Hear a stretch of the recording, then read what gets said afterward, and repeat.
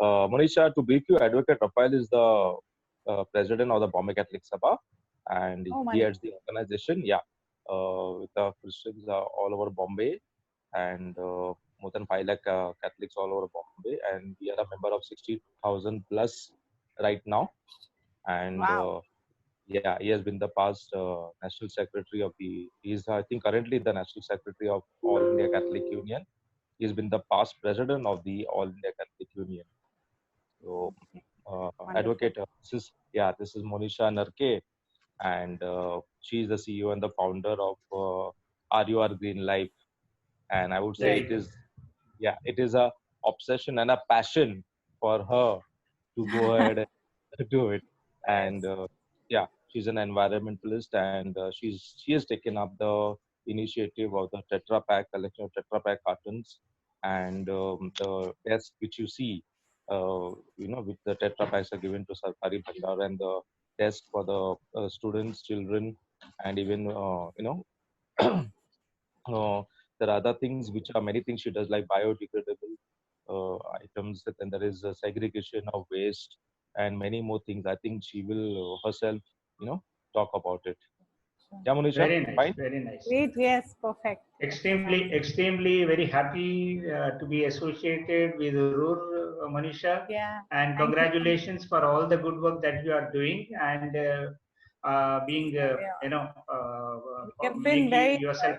associated with a lot of champions from the Bombay Catholic Sabha, and Yeah. it's all because of the efforts of the whole community and the group that we have reached larger levels of recycling. In fact, we've That's right, completed that's 10 years today with our Go Green with Tetra Pak program, where a lot of the churches, a lot of the members are actively involved. So we are Mhm. celebrating our 10th year anniversary today, actually, on World Environment Day. So it's a Yeah, great day to be connected today with you. Yeah. very nice. Pinto and Mr. Rafael is Dr. Aparna Pandey from our team. She heads our research and project operations. And she's going to be also sharing some insights today along with me.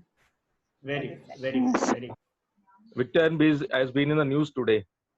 Yeah, midday. Yes.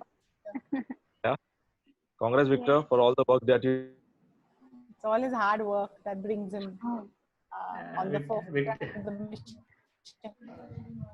Victor is also the Power of One award from the Bombay Catholic Sabha at the recently held Sabha Yeah. Day.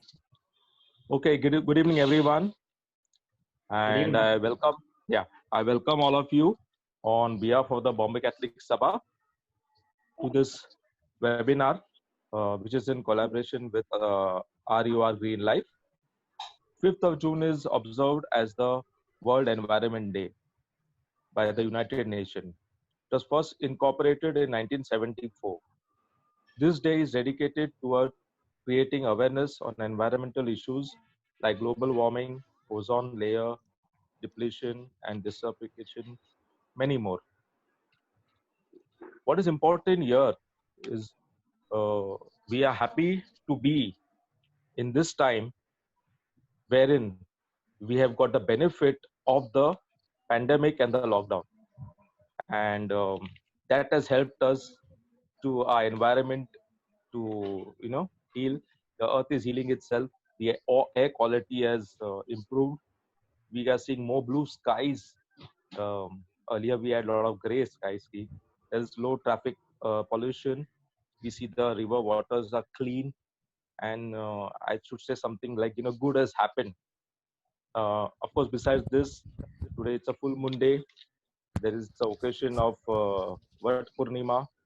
It's first Friday, and as well as today, it's going to be a lunar eclipse at 11:15 a.m. And so, on behalf of the Bombay Catholic Sabha, once again I welcome you. We begin our program by playing the Sabha anthem.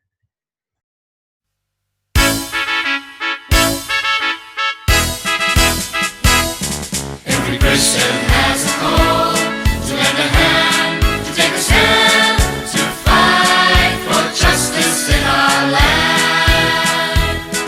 The Sabbath gives you the power to commit, to grow, to rise to the fore.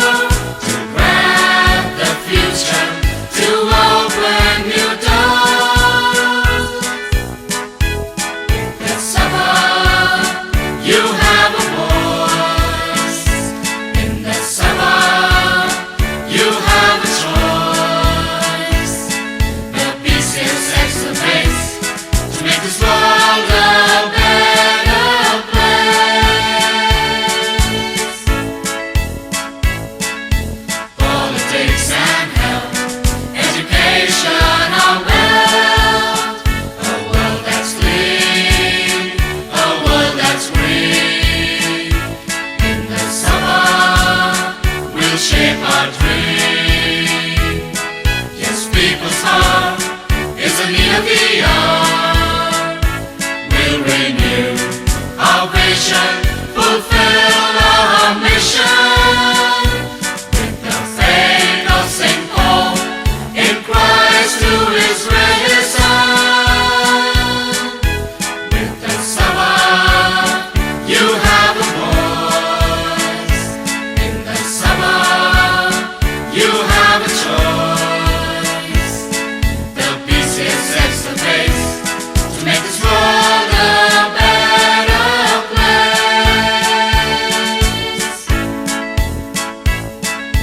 We have a destiny with faith. We'll clinch the triumph of love over hate.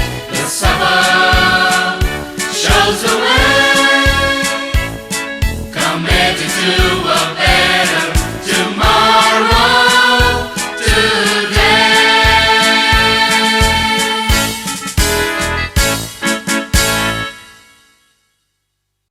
Okay, a small prayer before I invite the President, Advocate Rafael, to speak. Today is World Environment. Today is World Environment Day, and I thank you, Lord, for this beautiful, amazing home called the Earth. Everything we need for a wonderful life in abundance here: air, water, land, and could go on. No taxes, no strictures from you. How can we not thank and praise your name? And yet we often forget. I'd like to welcome President Advocate Rafael, who has been a strong support. And I would say it was he who just gave me a call last week, and he said, Bento, there is 5th June World Environment Day, and can we have some program or session? Then it struck me. I said, good. I said, Advocate, I will see what I can do. And spontaneously the response went on, connected with RUR, Green Life, Monisha and Aparna, and the webinar is here. So once again, I would like to invite Advocate Rafael to say a few words.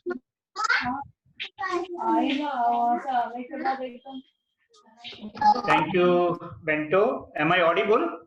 Yes, yes. Okay. The Bombay Catholic Sabha, a 62,000 strong charitable organization, operates within the limits of Archdiocese of Bombay. It is an NGO with its vision statement to create a just society through involvement in social, civic, and political affairs of this country. Our emphasis is on to build a better tomorrow today. Today is World Environment Day. Environment is one of the several forums of trust area of the Sabha.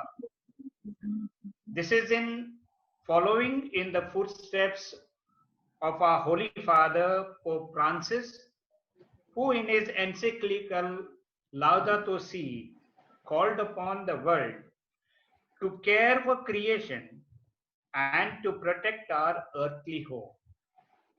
I compliment Vice President Bento Lobo and his team in the Environmental Forum for taking up this initiative. Under the pretext of development, humanity has created enough damage to its own future existence. We owe it to our children and grandchildren that we leave them an earth that's worth living on. And this calls for each one of us to do our bit. Biodiversity is an important aspect of environment. We may say that as an individual or a family or a small society, what can we do to protect our environments? That is precisely the reason we have Rural Green Life with Monisha Narke and Dr. Aparna Pandey to explain to us on biodiversity. Speaking on biodiversity, I am reminded of a quote from Johan Rockström, a professor on environmental studies. He says, Either we leave our descendants an endowment of zero poverty, zero fossil fuel use, and zero biodiversity loss, or we leave them facing a tax bill from Earth that could wipe them out. So, my dear friends, take full advantage of the expertise of Monisha and Dr. Parna and learn and understand as to what we can do to protect our environments. Welcome to all of you.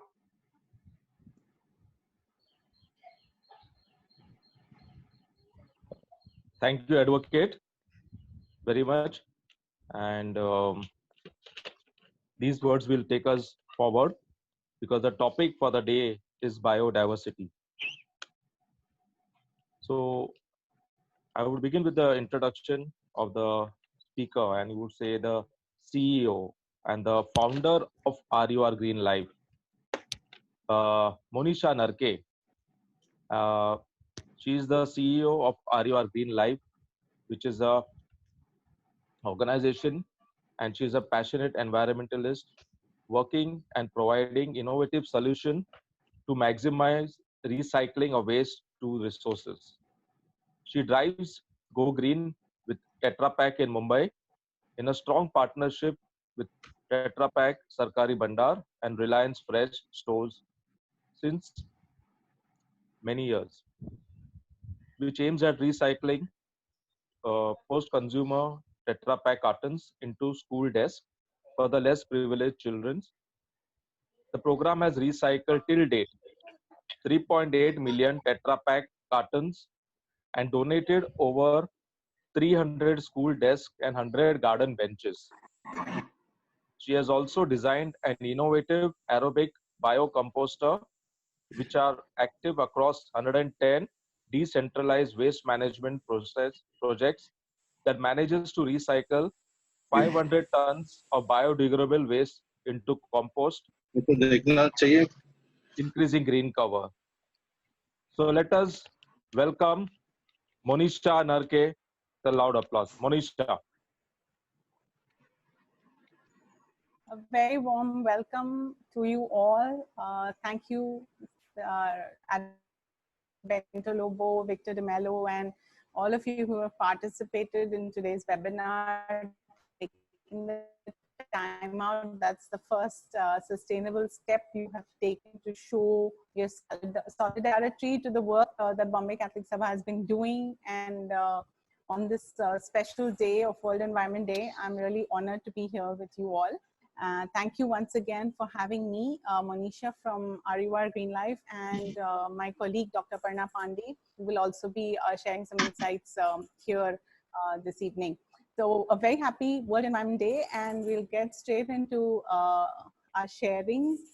We actually have today the theme, the UN theme for World Environment Day is time in nature. And just as Bento said, we realized in this lockdown, the need to be out, the need to be in nature, we're all craving for that actually. And, you know, we've realized the importance of fresh air spaces and being around nature. So it's really as we go back now into a normal life, once the lockdown gets relaxed, it's really been a good reflection for us. Do we reset our direction? Do we reset the way we think? And we've realized that with less human intervention into the environment is healing. And so can humans now stay connected with the biodiversity, with the ecosystem around? Can we respect and love our environment and nature so well that the nature blossoms with us? And I think this lockdown lesson is something that we all have to take back from realizing that humans can create a lot of disruption, and how we now can take it up ahead. Today through this session, we'd like to share some few simple steps that each of us can pledge to do. Some we may already be doing, some we can continue to do. The idea is just to give you a gist of putting that green hat on, that thinking hat on, to be very conscious in your journey ahead. So I'm going to request Aparna to share the slides. Aparna, can you share the slides? the slideshow. Is it on? So yeah, while she's sharing, so I today actually was reflecting on what is biodiversity. And I'm sure many of you have thought, what does biodiversity mean? Have you all thought about that? Maybe if you can share in the chat box. I think we've put everybody on mute. Sorry, this is an online session just in the interest of everybody's, for everybody to hear, but feel free to share your thoughts into the chat box. You could share what you think about biodiversity. But as I was reflecting about it, I felt it was the sum of all life forms around us. It's really, biodiversity is equal to sum of all life, everything around us that's natural, that's God's gift, is really from the small bacteria all the way to the biggest blue whale. All the life forms that come in the middle of this is biodiversity. And you and I, we all together are connected. So just look around your own home. Many of us have seen this, spider and the spider web around. And I remember even me and my mom, maybe years, and because of the conditioning, I always take my jhadu, the broom, and I, remove the cobwebs. We say na Hindi mein jala nikalo, chalo bhai jala nikalo. And why do we remove the jala? Because it's just this conditioning that spider web is not beautiful. It's kind of contaminating my house. But do you know that spider is part of the ecosystem? It's come indoors, so it's got a purpose. And it's some creation of the life form around us. And we as humans, instead of removing it, should actually respect it. I was amazed to have this fun fact that a spider has an amazing appetite. It can have 2,000 insects in 1 year. So it's really cleaning up these insects. Even the mosquitoes the spiders eat. So, if we have to be protected from malaria and dengue, guess who's helping us? It's the spider and the lizard. So they are part of this ecosystem. We are part of the ecosystem. How we interdependent, how do we connect together is all about biodiversity. And today, I think on World Environment Day, we need to respect all the creatures around us. And, spiders, actually, if you don't trouble them, they won't bite. And they're quite harmless. Except there's a widow spider, which I haven't seen here in India, and in the US, that could be harmful. But otherwise, they really don't bite you, and they protect you. Even the snakes, like I have a farm and we have a lot of snakes, actually, they do a great job for the farm. So when you look at organic farming, or you look at natural systems which are biodiverse, we must talk about organic farming because that's one step towards sustainability, where we should not spray pesticides and chemicals to harm other life forms. We have to follow the prey-predator concept, where the prey and the predator are doing their job, and we respect that. So next slide, please. If you can scroll down. So the idea of today's theme of biodiversity is just for all of us to reflect, how are we in that whole web of human life and web of life? We are just one cog in that wheel. Every other creature around us, the virus, the bacteria, the fungi, the algae, and then the bigger creatures all connect with us. And how we respect them, how we take care of them. An animal, from my knowledge, will not harm you unless you harm it. They are usually always in self-defense. So this is a lesson I have learned over the years when I've communed more with nature. The more time you spend in a farm, in a forest, in a garden, you see the birds, the bees, the butterflies, they all are playing. Bees play a huge role in our food chain. I mean, all the food that comes on our table, more than 90%, is thanks to the pollination done by the bees. So that little bee, bee, is part of this biodiversity. So first thing is to connect and spend time in nature. The more time you spend in nature, the more you will love and appreciate and be grateful for all the life forms around you. They're really God's gift. And, we need to say a high five to the spider rather than groom it away. So that's my first message for biodiversity that today we should think about. And all of us the way we have grown in terms of our development as a country is impacting this life forms around, is impacting the biodiversity. The more we concretize our cities, the more we are adding into building structures, the lesser the green spaces, lesser the soil, and that's where lesser and lesser species are around, and they are getting extinct. So we really need to connect with them and take them ahead. Aparna, can you change to the next slide? Are you able to change the slides? I can see the first one only. Yes. Request everyone to mute your mic because some are not able to hear us. That's the message we have got. Actually, I am changing the slide, but there is some error. I don't know why it is not showing. I have changed it to the fourth slide. Just a minute. Yeah, maybe you want to retry it and check again. Yeah, I'll retry. Stop sharing. Okay. So we have basically each of us today have been contributing. Yeah, it's come now. Has been contributing through our day-to-day consumption. Like every time we are consuming, be it power, be it water, be it consumables, we are impacting the environment. And so we want to share that each of us has a pivotal role in the whole environment. And some of the things that we can start doing is to think about the waste we generate, because solid waste has a very, each of us actually are generating a lot of waste.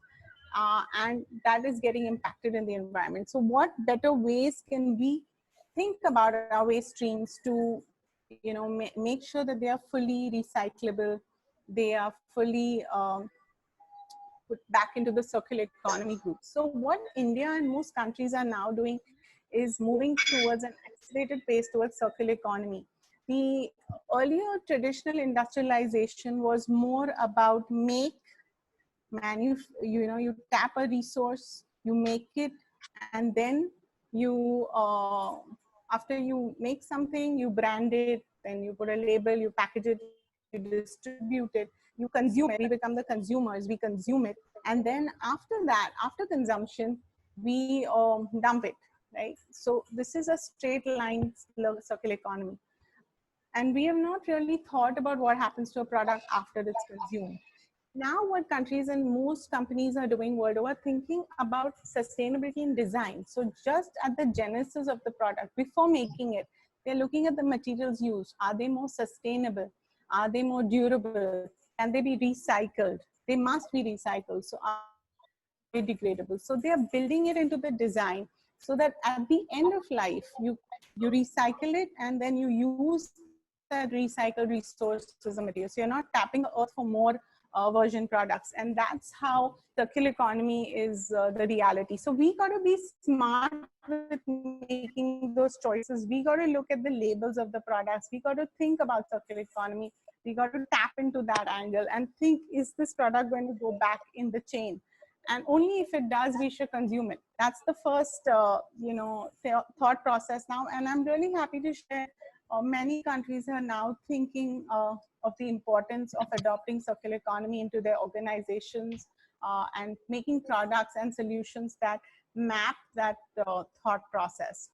So we need to, encourage as citizens, as consumers, raise our voices and demand for more biodegradable products, demand for more recyclable products, look for those labels and adopt those. It's all about demand and supply. More we ask for the right smart choices, the more we will get that. So our first step is obviously to think about what kind of waste we are generating. And the biggest problem that I find is that a lot of people segregate at source, but then the efficiency of segregation is poor because of lack of labeling, lack of the right bins. People don't know which bin to put in what. So even Swachh Bharat mission says wet and dry, 2 bins. But then there is a category of waste that doesn't go into the wet biodegradable and doesn't go into the dry, like sanitary napkins, diapers, hazardous waste like batteries. These items, if you put in the biodegradable waste, then they will contaminate that. They're difficult to compose. If you put it in the dry, you and recycle them. So that's why we recommend a 3-bin approach at source. You segregate into 3 parts. So I'm hoping if you have 1 or 2 bins at home, you start with a 3-bin approach and you first adopt a 3-way segregation, primary segregation at source. So either in your home, in your office, in your children's school, the primary segregation which we consumers is wet biodegradable, dry recyclable, and then red for dry hazardous waste. Once we do this, we ensure that down the value chain, the products can be better recycled and better converted into a valuable resource. We want to be wise about our waste. We want to make it into a resource. So that's your first step, that you start with segregation at source. Once you have segregated, I'm going to show you how we can create a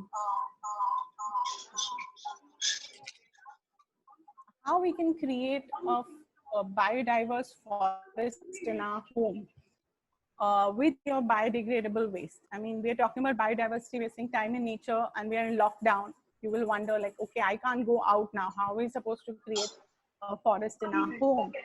So there are simple ways you can create your own forest. You don't have to go out on your terrace, in your window grill, in your compound. Start growing planters that, and for that, for growing vegetables, herbs, allowing bees, butterflies and all to come, you must compost your biodegradable waste. So for those who already are composting, keep. For those who are not yet composting, start composting. A very natural process, and we follow the aerobic biocomposting route, which is actually how it's replicated in the forest. So when you go out into a jungle, do you see any cleanup trucks? Do you see people sweeping? No, you just smell very earthy aromas. The trees are falling with their leaves, flowers, animals have their poop around. Everything breaks down naturally, right? So what's happening in the forest? It's a natural decomposition of biodegradable matter by the action of enzymes and microbes. And that's the same thing. We want to create a forest in our concrete jungle at home. So you start, for this, it's very easy. You take all your biodegradable waste and I'm going to just, give me a minute, try to show you some of my stuff here. 1 minute, I'll bring it on.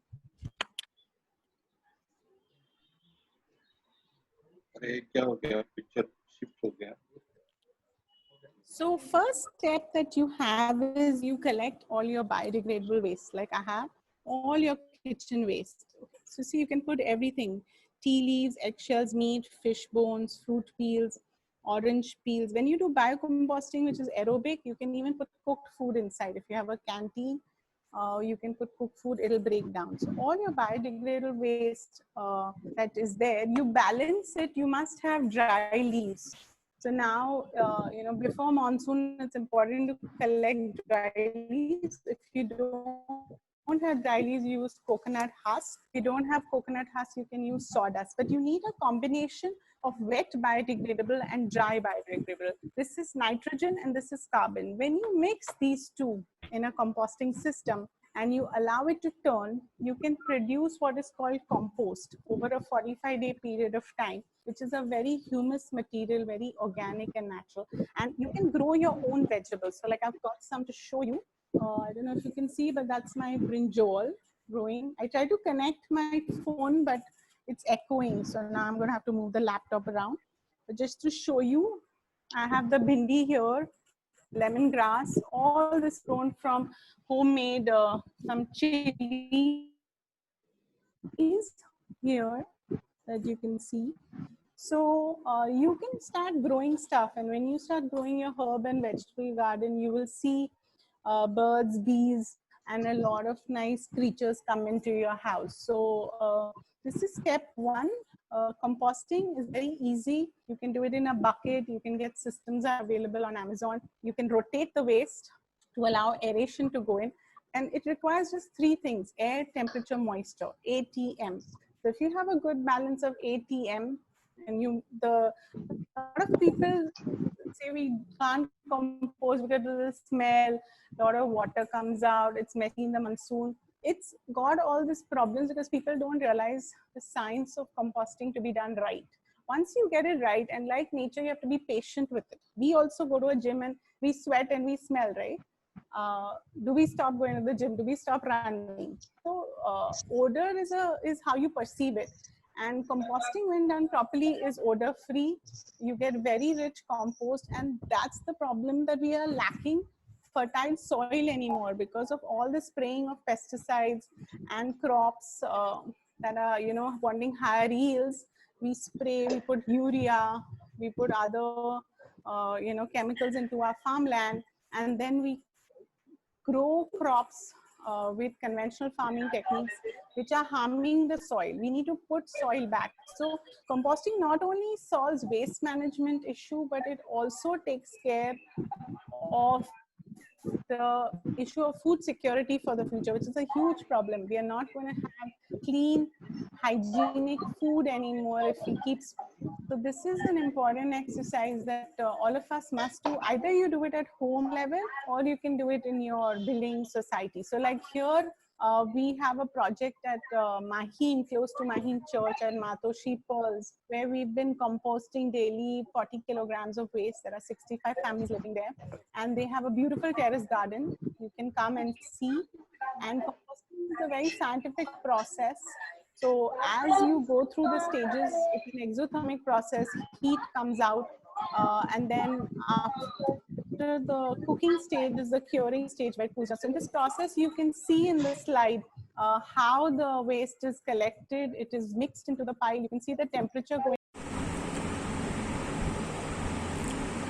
Well, I would like to say thank you everyone who have participated. It was a wonderful session. Thank you, Monisha and Aparna Pandey. And what I would like to say, that the input which you people have given, the segregation of the dry and wet waste, also how you could go about and collect the Tetra packs, and we should be able to get a bench for the utilization, and many more things which we have learned today in the session. I think it will be very much helpful for all of us, and I know many parishes are already into it, especially St. Michael unit and Gloria Church and Idla parish. I would encourage more units to go ahead and start the segregation and even the collection of Tetra packs and all this thing.